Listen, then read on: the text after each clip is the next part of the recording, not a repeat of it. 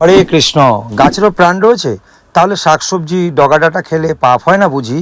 আর মাছ মাংস খেতে কোন শাস্ত্রে নিষেধ করা হয়েছে? মাছ নাকি জলের ফল, তবে খেতে নিষেধ কেন?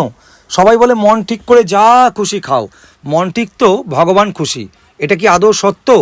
কোনো গুরুদেব বা তথাকথিত বৈষ্ণব নামধারী যদি মাছ খায়, তাহলে কি সে ভণ্ড? বিজ্ঞানী জগদীশচন্দ্র বসু উল্লেখ করে অনেকে বলেন গাছেরও প্রাণ আছে, তবে নিরামিষভোজীদের কি পাপ হয় না? আমরা জগদীশ্বর পরমেশ্বর ভগবানের নির্দেশটাই প্রত্যক্ষ করতে চাই। কলিযুগের বিজ্ঞানীদের আগেই, লক্ষ কোটি বছর আগেই ভারতবর্ষের মুনি ঋষিরা কোনো রকম যন্ত্রপাতি ছাড়াই নির্দেশ দিয়ে গেছেন যে উদ্ভিদেরও প্রাণ আছে।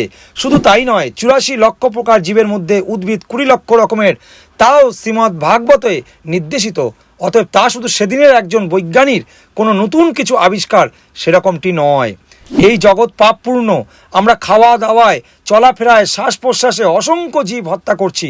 জ্ঞাতসারে অথবা অজ্ঞাতসারে প্রচুর প্রাণী বধ হচ্ছে। জলের মধ্যে অণুজীব রয়েছে, বাতাসের মধ্যেও অণুজীব রয়েছে। তার মানে রাস্তায় হাঁটার সময় পায়ের নিচে পিঁপড়ে মারা পড়া থেকে শুরু করে জলপান ও শ্বাস গ্রহণে অণুজীব মারা পড়ে যাচ্ছে, এতে অবশ্যই পাপ হচ্ছে এবং সেই জন্য মানুষকে দুঃখ ভোগ করতেই হবে। ভগবানের আইনে কর্ম এবং কর্মফল পরস্পর অনুগামী। এমন মানুষ নেই যে বলতে পারবে না যে আমি পাপ করি না। যদি কেউ বলে থাকে তাহলে বুঝতে হবে সে হচ্ছে অজ্ঞ। অন্যান্য জীবেরা অপর জীবদের বধ করলেও তাদের পাপ ও পুণ্যের বিচার হয় না, অর্থাৎ কোনো বাঘ, কুকুর আদি জীবদের পাপ হয় না। ভাগবত নির্দেশিত বিধি একমাত্র মানুষের জন্য। এবার দেখা যাক কোন খাদ্য আমাদের গ্রহণ করা উচিত, কোন খাদ্য গ্রহণ করলে আমাদের পাপ পুণ্যের বিচার হবে না। সে সম্বন্ধে পরম নিয়ন্তা পরমেশ্বর ভগবান শ্রীকৃষ্ণ কি বললেন? আমাতে অর্পিত সমস্ত কর্মের শুভ অশুভ প্রভাবযুক্ত সমস্ত বন্ধন থেকে তুমি মুক্ত হতে পারবে এবং কর্মফলের প্রভাব তোমার উপর বর্তাবে না। শুভাশুভ ফলের এবং মোক্ষস্য কর্ম বন্ধনই। শ্রীমদ্ ভগবদ্ গীতার 9 নম্বর অধ্যায় 27 নম্বর শ্লোকে ভগবান বলছেন তুমি যা কিছু আহার করো সে সমস্তই আমাকে অর্পণ করে গ্রহণ করো। তৎক্রুশ মত পরণাম। ভগবদ্গীতার 9 নম্বর অধ্যায় 27 নম্বরে ভগবান বলছেন। বোঝা উচিত যে ভগবানের প্রসাদই কেবল গ্রহণ করতে হবে। এখন কিন্তু কি কি খাবার ভগবানকে নিবেদন করা যাবে? ভগবান নিজেই উল্লেখ করেছেন, আমার ভক্ত ফল ফুল শাকসবজি জল আমাকে প্রীতি ভরে যদি দেয় তা আমি সন্তুষ্টির সহিত গ্রহণ করি। পত্রং পুষ্পং ফলং তো অঞ্জো মে ভক্তা পজচ্ছতি তদহং ভক্তা প্লুতমস্লামি পজো আত্মনাং। ভগবদ্গীতায় 9 নম্বর অধ্যায় 26 নম্বর শ্লোকে ভগবান বলেছেন, পরম আরাধ্য দেবকে যে নিবেদন না করে নিজেই ভোজন করে তার সম্পর্কে ভগবান নিজেই উল্লেখ করেছেন যে ভুজন্তেতে তঘং পাপা যে পাচাত্মান করণাৎ, অর্থাৎ তারা পাপই ভোজন করে যারা কেবল নিজেদের ইন্দ্রিয় তৃপ্তির জন্য খাদ্য তৈরি করে গ্রহণ করেন। ভগবদ্গীতার 3 নম্বর অধ্যায় 13 নম্বর শ্লোকে ভগবান বলছেন, অর্থাৎ ভগবানকে নিবেদন না করে শাকসবজি খেলেও পাপ হবে, আর মাছ মাংসের কি আর কথা। সুতরাং যে দ্রব্য পরম ভোক্তাকে নিবেদিত হয়নি এবং যা তাকে অর্পণ করতে নিষেধ আছে সেই সবই নিষিদ্ধ খাদ্য। অতএব ভগবত প্রসাদ ছাড়া সবই অখাদ্য।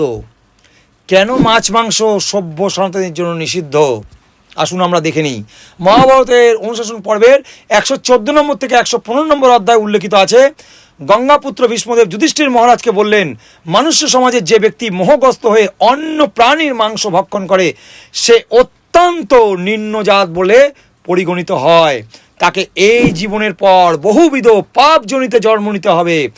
পরের শরীরের মাংস ভক্ষণ করে আপন শরীরে মাংস পুষ্ট করতে যে ইচ্ছা করে তাকে প্রত্যেক জন্মই উদ্বিগ্ন চিত্তে কাল যাপন করতে হবে।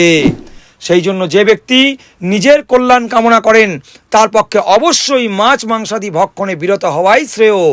মনুসংহিতা আলু বলছে, 5-এর 55 বলা হয়েছে, মাংস ভক্ষ এতা মূত্র যস্য মাংস মিদ্যা অহম এতানাং শস্য মাংসাতাং প্রবদন্তি মনীষিণঃ। ইহলোকে আমি যার মাংস ভক্ষণ করছি পরলোকে আমাকেও সে ভক্ষণ করবে। মাং শব্দের অর্থ এইরূপ নিরুক্তি পণ্ডিতরা বলে থাকেন, মাম অর্থাৎ আমাকে, স অর্থাৎ সে ভক্ষণ করবে উহ। ত্রিকালজ্ঞ মহর্ষি শ্রী ব্যাসদেব মহাভারতের শান্তি পর্বে 265 অধ্যায় উল্লেখ করেছেন, মদ মাংস মাছ খাওয়ার প্রতি বহু দ্রুত মানুষ প্রবল আসক্ত। বেদ ও শাস্ত্রে এইসব বস্তু ভক্ষণের বিধি নাই। বস্তুত কাম, লোভ এবং মোহের বশে লোকদের এইসব অমেদ্য দ্রব্যে প্রবৃত্তি হয়ে থাকে। ভেলোর চিকিৎসা কেন্দ্রের এক পরিসংখ্যানে উল্লেখ করা হয়েছিল বেশিরভাগ কোন কোন রাজ্যের রোগী ভেলোরে আসছে। দেখা গেল পশ্চিমবঙ্গ, উড়িষ্যা, আসাম ও বাংলাদেশের রোগী বেশি। আমিষভোজী রাজ্যের লোকরাই বেশি উৎকট রোগগ্রস্ত হয়। শ্রীমদ্ ভাগবতে উল্লেখিত 4 নম্বর স্কন্দের 18 নম্বর অধ্যায় 21 নম্বর শ্লোকে যক্ষ রাক্ষসী ভূতানি পিচাস পিতি তাসনাহা, রাক্ষস ভূত ও পিচাস শ্রেণীর লোকই আমিষাশী হয়। ভূত পিচাসেরা মাছ মাংস খেতে চাইলেও তাদের কোনো দোষ নাই।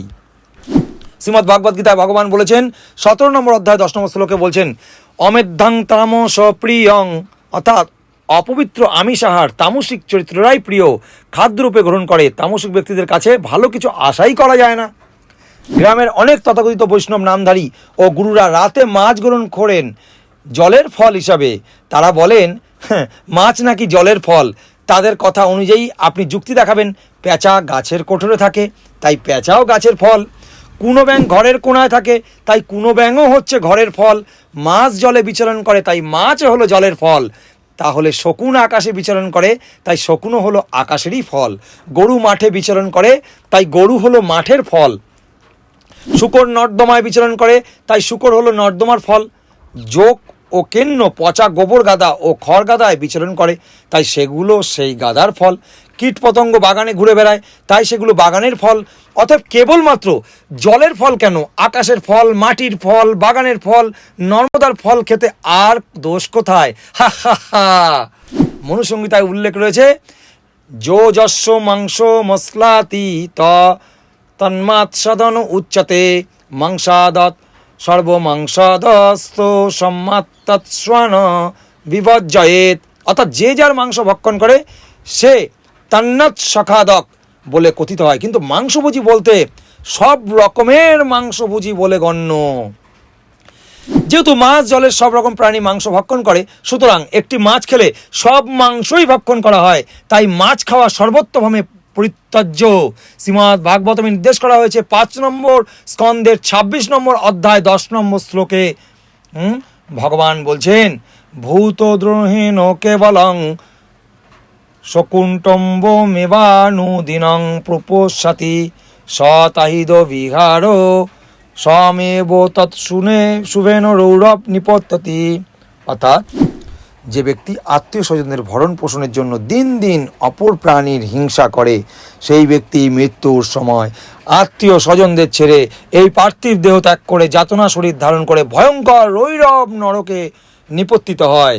ভাগবতমের এই একই অধ্যায়ে 5 নম্বর স্কন্ধের 26 নম্বর অধ্যায়ের 11 থেকে 14 নম্বর শ্লোকে আরও বলা হচ্ছে, যারা অন্য প্রাণীদের কষ্ট দিয়ে নিজেদের দেহ ধারণ করে তাদের মহারৌরব নরকে দণ্ডভোগ করতে হয়। সেই নরকে ক্রুবাদ নামক রুড়ু পশুরা তাকে যন্ত্রণা দিয়ে মাংস আহার করে। যে সমস্ত নিষ্ঠুর মানুষ তাদের দেহ ধারণের জন্য এবং জীবাত্মার তৃপ্তি সাধনের জন্য নিরীহ পশু পাখিকে হত্যা করে রন্ধন করে, সেই প্রকার ব্যক্তিরা নর মাংসভোজী রাক্ষসদেরও ঘৃণিত। তাহলে ভাবুন আপনারা, মৃত্যুর পর যমদূতরা কুম্ভীপাক নরকে ফুটন্ত তেলে তাদের পাক করে। তার মানে মাছ মাংস ডিম প্রভৃতি আমিষ দ্রব্য সভ্য সনাতনীদের জন্য সম্পূর্ণরূপে নিষিদ্ধ। যে সকল বৈষ্ণব নামধারী ব্যক্তি বা গুরু গোসাই মাছ গ্রহণ করে তারা ভণ্ড এবং নরকের যাত্রী। অনেকে বলবে ভাতৃতেও আমিষ আছে। যেহেতু মানুষের প্রোটিন প্রয়োজন, তাই যতটুকু প্রোটিন মানব দেহে প্রয়োজন তা ভগবান কর্তৃক চাল, গম, ডাল, দুধ আদি খাবার রয়েছে, সেগুলো ভগবানকে নিবেদন করে গ্রহণ করতে হবে। অন্যথায় আমিষ বা নিরামিষের প্রশ্নই ওঠে না। ভগবানকে নিবেদন না করে খেলেই পাপ হবে। আর ভগবান যা নিষেধ করেছেন সে সকল নিষিদ্ধ দ্রব্যাদি ভগবানকে নিবেদন করা যাবে না।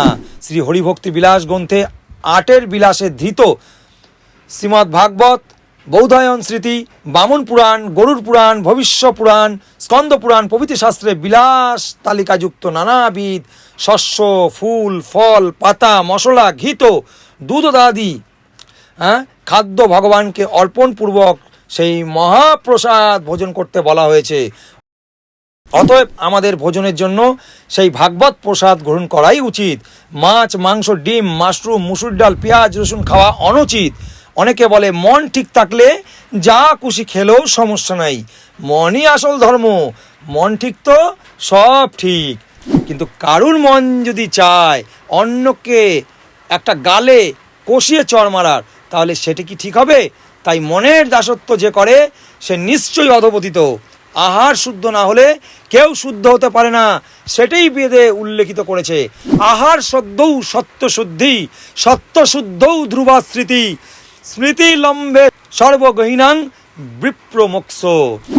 অর্থাৎ শুদ্ধ খাদ্য সামগ্রী আহার করা ফলে জীবের সত্তা শুদ্ধ হয়, সত্তা শুদ্ধ হওয়ার ফলে স্মৃতি শুদ্ধ হয়, স্মৃতি শুদ্ধ হওয়ার ফলে মোক্ষ বা জড় কুলুষময় বন্ধন থেকে মুক্তি লাভের পথ খুঁজে পাওয়া যায়। অভাবে জীবের চেতনা কুলুষমুক্ত হয়ে হরি ভক্তির পথ অগ্রসর হয়ে থাকে। তাই নানা অজুহাতে মাছ, মাংস আদি গ্রহণ করলেই পাপ হবে। পালাইতে পথ নাই, জম আছে পিছে। তবে এক রাতেই মানুষ আমূল পরিবর্তন করতে পারবে না। আপনারাও এক রাতে নিজেকে 100% পরিবর্তন করতে পারবেন না। তবে যারা আমিষ আহার করেন তাদের বড়াই না করে অনুশোচনা বোধ থাকা উচিত এবং ধীরে ধীরে আমিষ আহার কমিয়ে ফেলার চেষ্টা করা উচিত। তাহলে ভগবান সন্তুষ্ট হবেন। সপ্তাহে 1 দিন 2 দিন করে আপনারা আমিষ আহার বর্জন করুন। একাদশীর আগের দিন, পরের দিন এবং অন্যান্য উপবাসের দিনে, উপবাসের আগের দিন ও পরের দিন আমিষ আহার বন্ধ করবেন। এভাবে ধীরে ধীরে আমিষ আহার বর্জন করতে পারবেন। আর উনুন বা গ্যাস ওভেন ধুয়ে আলাদা পাত্রে রান্না করে ভগবানকে ভোগ নিবেদন করে সেই তৎপ্রসাদ গ্রহণ করলে আপনি পাপ মুক্ত হতে পারবেন এবং ভগবানকে সন্তুষ্ট করতে পারবেন। হরে কৃষ্ণ। ধন্যবাদ সকলকে। জগৎগুরু শিল প্রভুপাদ কি জয়। নিতাই গৌর সীতানাথ প্রেমানন্দে হরি হরি বল। আপনারা যারা এই চ্যানেলটি প্রথমবার দেখলেন তারা অবশ্যই চ্যানেলটিকে সাবস্ক্রাইব করে বেল আইকনটি প্রেস করে দেবেন। আর ভিডিওটি ভালো লাগলে বেশি বেশি করে শেয়ার করে দেবেন। হরে কৃষ্ণ।